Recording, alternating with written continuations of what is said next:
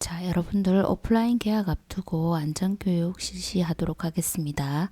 사고가 발생하는 순간은 과연 우리가 얼마쯤 되는 시간일까요?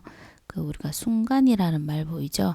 순간이라고 하면 굉장히 짧은 시간입니다. 그래서 잠깐 주의 집중을 하지 않게 되면 안전사고가 발생하는데요. 물리적으로 우리 한번 봅시다. 15m 앞에 총알이 관통하는 시간. 자, 60분의 1초죠. 자, 그 다음에 눈을 한번 깜빡일 때 40분의 1초. 그 다음에 불교에서 말하는 찰나 75분의 1초입니다. 0.013. 그 다음에 갑자기 안전사고로 남아있는 50년이 하루 만에 사라지는 시간 75분의 1. 그래서 찰나입니다. 찰나. 그래서 사고는 순간의 부주의로 아차 하는 순간에 발생합니다. 그래서 다음에 나오는 영상들을 확인해 보면서 여러분들이 얼마나 안전의식을 가지고 있는지, 또 학교 생활하면서 이제 온라인 개학을 하면서 우리가 이제 많이 운동할 수 있는 시간도 많이 없어지고 또 실내 생활이 많아졌기 때문에 여러분들이 재난 안전에 대한 의식들이 많이 부족합니다. 그래서 오늘은 2학년들 개학을 앞두고 안전교육 자료를 공유하도록 하겠습니다. 자, 학교 현장에서 여러 가지 재난 안전 교육들이 있는데요. 표준 매뉴얼에 따라서 다양한 재난 안전에 대한 이해를 돕는 자료를 오늘 공유하도록 하겠습니다. 자, 우선 첫 번째 태풍과 집중호우입니다. 자, 여러분들 태풍 어떻게 되죠? 이제 곧 장마철이 올 텐데요. 침수 대비 또 이렇게 위험한 간판 이런 것도 조심해야 됩니다. 그죠? 그리고 황사 미세먼지, 자, 꼭 마스크를 끼고 충분한 수분 섭취를 해야 되고요. 갔다 오면 손 씻는 건 이제 기본이죠. 그리고 창문을 닫고 또 미세먼지가 경보가 발령되었을 때는 실내에서 깨끗하게 유지를 하면서 대피해야 됩니다. 그리고 폭염이 있을 경우에는 굉장히 덥기 때문에 바깥 생활을 조금 자제해야 됩니다. 그죠? 그리고 자외선 차단제도 좀 발라주고 또 대설과 한파. 자, 겨울도 이제 겨울과 여름이 대비적으로 많이 되는데 미끄럼 주의, 또 눈이 오면 이제 또 조심해야 되겠죠. 그리고 지진 같은 경우에는 책상 밑으로 머리를 보호하고 또 흔들리는 경우 침착하게 대피 장소로 이동해야 되고 환자와 장애 학생을 먼저 배려하고요. 또 담벼락 같은 거 기대면 안 되죠. 그 다음에 화재가 났을 때는 우리가 또 특별히 대피 훈련도 할 텐데요. 119에 우선 신고하고 또 이제 엘리베이터를 절대로 타면 안 됩니다. 소화기 사용법이라든지 이런 것도 한번 연습을 해보도록 하겠습니다. 또 화학물질이 나는 경우도 있는데요. 이렇게 화학물질이 유출됐을 경우에는 대피하려고 하는 방향에서 가스가 날아오는 경우에는 바람이 불어오는 방향의 직각 방향으로 이동을 해줘야 합니다. 자, 수건 마스크로 입을 막는 건 기본이고요. 그리고 방사능 사고가 발생했을 경우도 교실로 들어가서 에어컨을 꺼야 됩니다. 그리고 창문을 닫고 또 TV나 라디오를 시청해 주면서 적절한 지시에 따라서 이제 이동하고 대피하고 이렇게 하면 되겠습니다.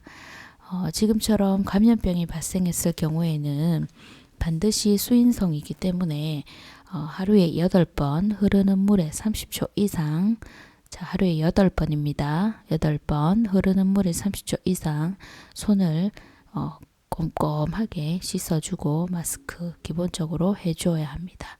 그리고 의심 증상이 있으면 병원에 가야 되죠. 그 다음에 식중독, 유통기한 확인하고요. 그 다음에 식중독을 일으킬 수 있는 행동을 자제해야 됩니다. 그리고 사람이 많은 곳에는 되도록 하지 않도록 합니다. 개인 위생을 철저히 하고 규칙적인 식사를 하도록 합니다.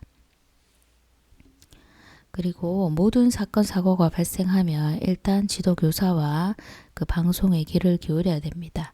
그래서 여러 가지 테러 상황에서도 우리가 침착하게 또 일관되게 그 조심하고 또 개인의 안전을 위해서 개인 스스로 최선의 의식을 가지고 대피를 해야 되겠죠. 그리고 생활 안전을 위해서는 체육활동, 실습실, 화장실, 승강기, 급식실, 복도 계단 등에서 조심을 해야 되는데요. 체육 활동 중에서는 운동화를 반드시 그 드레스 코드를 맞춰서 입도록 하고, 그 다음에 이제 골대에 매달리는 거, 또 준비 운동 안 하는 거, 이런 것은 절대로 되지 않습니다. 또 수시로 수분을 섭취해주고, 그 다음에 실내에서는 공놀이 하면 안 되죠. 그 다음에 이제 음료나 물이 흘렸을 경우에는 즉시 제거하지 않으면 미끄러질 수가 있습니다. 그죠? 그리고 이제 갈증을 나지 않도록 수분을 또 휴식을 취해주면서 운동을 해줘야 됩니다. 실험 실습실, 실험실에서는요, 필요한 실험복과 고안경, 또 고무장갑, 마스크, 안전용품을 착용을 반드시 해야 됩니다. 그리고 시약이나 이런 것을 임의로 맛보면 절대로 안 되겠죠. 그리고 냄새를 맡아도 안 되겠고, 실습실에서는 폭발 위험성 물질을 절대로 다룰 때 그 교사의 임장 하에 이렇게 안전하게 합니다. 승강기에서는 절대 뛰지 않고 버튼이나 스위치를 장난을 치지 않도록 합니다. 그리고 승강기에 기대거나 또 이렇게 하면 안 되고요. 문제가 생기면 인터폰을 반드시 사용해야 됩니다. 그 다음에 문을 갑자기 발로 차거나 이렇게 사고가 나지 않도록 출입문 틈에 손이 낑긴다든지 이런 것들도 조심해야 되겠죠. 급식실에서는 식판 들고 이동할 때 한눈 팔지 않도록 합니다. 그리고 절대로 밀거나 뛰거나 하면 안 되고요. 또 뜨거운 국물이 있을 경우에는 화상이 있을 수 있으니까 조심하도록 하고, 또 장난치거나 또 이렇게 가시 같은 거 음식에 나올 때 조심하도록 합니다. 그리고 복도, 계단, 옥상 뛰어다니거나 미끄럼 타거나 또 이런 거 절대 하지 않고요. 되도록이면 2칸 이상 오르기 하지 않도록 합니다. 그리고 안전하게 또 교사의 허락 없이 옥상에 올라가거나 이렇게 하면 안 됩니다. 그리고 물놀이 또 겨울 스포츠 이런 거 할 때도 굉장히 준비 운동을 꼼꼼하게 해야 되고요. 또 반드시 보호자의 임장 하에 안전하게 스포츠를 즐길 수 있도록 해야 됩니다. 그 다음에 겨울 스포츠도 마찬가지죠. 여러분들이 겨울에도 역시 이제 그 유락시설에 가게 되는데요. 반드시 안전장치와 준비운동, 또 보호자 임장, 또 먹으면서 뭐 스포츠를 즐기다든지 이런 것들은 자제해야 되도록 합니다.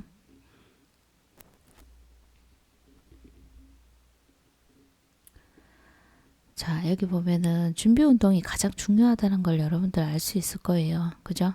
그 다음에 어린이 놀이시설 주변에 많을 텐데, 미끄럼틀 안전수칙, 또 그네, 시소, 또 회전대, 또 정글짐, 그 다음에 건너는 기구, 오르기 기구, 공중놀이기구, 또 이제 조합 놀이기구들 반드시 조심해서 타도록 하고, 특별히 이번처럼 실내 생활이 길어진 경우엔 더욱 더 조심해야 됩니다.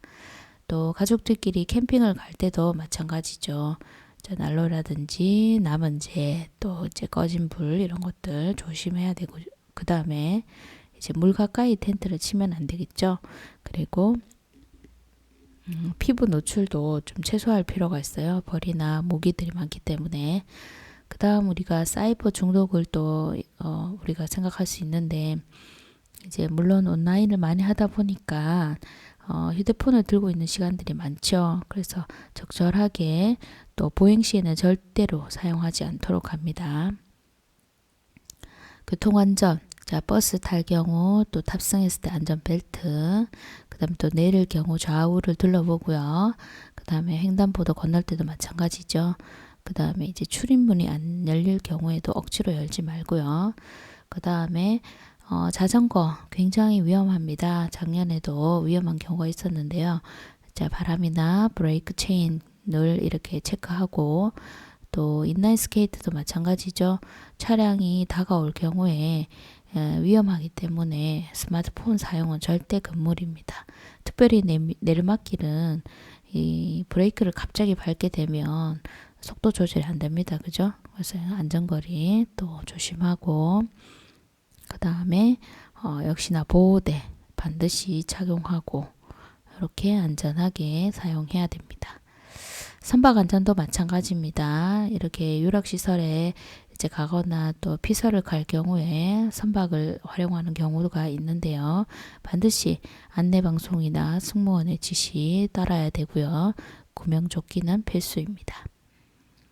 자, 응급처치입니다. 외상이나 출혈일 경우에 자, 보건선생님한테 일단 이제 가야 되겠죠. 그리고 선생님이 병원에 가야 될 경우, 또 이제 또 상처를 치료할 경우, 자, 선생님의 지시에 따라야 됩니다. 타박, 염자, 골절, 탈구. 자, 심각할 경우에는 119를 빨리 부르고, 또 선생님 역시 보호자 지시 꼭 따라서 상처가 심각해지지 않도록 본인의 의사표현을 정확하게 해줘야 되고요. 화상도 마찬가지입니다. 집에서 이렇게 간단한 요리 같은 걸 하다가 데일 경우도 있는데요. 꼭 조심해서 우리가 화상에 대비해야 됩니다.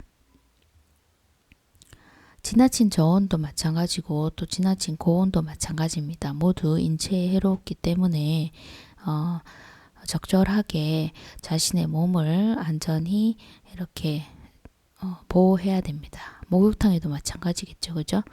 그 다음에 기도 폐쇄와 심정지의 경우에는 의식이 있는 경우와 의식이 없는 경우가 있습니다.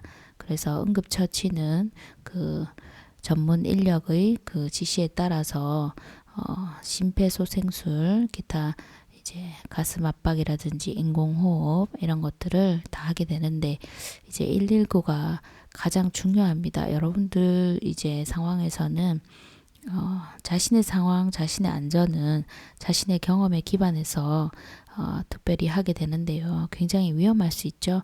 그래서 반드시 119를 부르고 보호자 또는 임장하는 교사의 지시에 따라주기 바랍니다. 자, 이상 여러분들 이제 학교 현장 재난안전 관리 매뉴얼 한번 강독했고요. 여러분들 이제 요거는 부산광역시 교육청에서 제공한 자료를 기반으로 이제 그 낭독이 이루어졌습니다. 그래서 특별히 학교라는 공간도 안전한 듯 하지만 여러분들이 조금만 잘못해도 이렇게 이제 조심해야 될 상황들이 많이 있습니다. 그래서 특별히 이번 그 감염병과 관련해서는 하루에 8번 흐르는 물에 30초 이상 손 씻기. 자, 그 다음 마스크 예절. 마스크도 여분을 조금 준비해 오는 것이 좋겠고, 또 지퍼백 같은 걸로 안 쓰는 마스크는 좀 깨끗하게 보관해서 폐기하는 것도 중요할 것 같습니다. 자, 그러면 여러분들 등교 개학 잘 준비하고요. 내일부터 또 안전하고 또 즐거운 학교 생활이 될 수 있도록 다 같이 다 함께 노력해 주시기 바랍니다. 이상 도시도시 바이바이.